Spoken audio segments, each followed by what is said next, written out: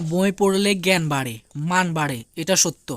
কিন্তু বই পড়ার উপকারিতা সম্পর্কে বিজ্ঞান কি বলে সেটা নিয়ে আমরা কি ভেবেছি? বই পড়ার সবচেয়ে বড় উপকারিতা হলো নিজের তথ্যভাণ্ডার সমৃদ্ধ করা। বই মস্তিষ্ককে সক্রিয় রাখে, এটাকে মস্তিষ্কের এক ধরনের ব্যায়াম বলা যায়।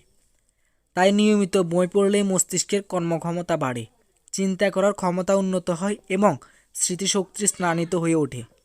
ফলে অনেক বেশি মনোযোগী ও বিশ্লেষণী দক্ষতা বাড়ে। বই পড়লে বাড়ে কল্পনার শক্তিও। পাঠক গল্পের চরিত্রগুলোকে কল্পনা করতে শেখে, গল্পের দৃশ্যগুলো মনে মনে তৈরি করে ফেলে। এই কল্পনা শক্তিতেই পারে সেই পাঠকের ভেতর সৃজনশীলতা গড়ে তুলতে। বই মানসিক চাপ কমাতে বড় ভূমিকা রাখে। মজার গল্প বা রোমাঞ্চকর উপন্যাস পড়ার সময় মানুষ সেই গল্পের মধ্যে ডুবে যায়। এটা বাস্তব জীবনের চাপ থেকে মুক্তি দেয়, মনকে প্রশান্ত করে। সুতরাং মানসিক স্বাস্থ্যের জন্য বই পড়া খুবই উপকারী একটা হ্যাবিট। বই পড়লে নতুন নতুন শব্দের সাথে পরিচিত হয় পাঠক। এতে ভাষাগত দক্ষতা বাড়ে।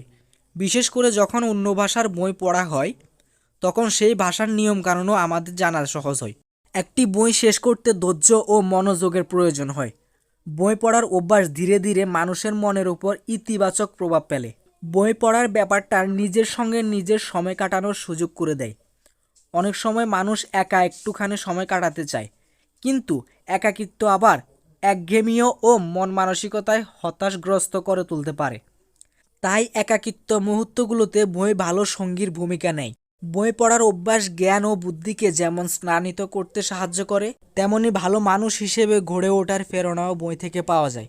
তাই প্রতিদিন একটু হলেও বই পড়ার চেষ্টা করা উচিত। ভালো লাগলে অবশ্যই শেয়ার করবেন।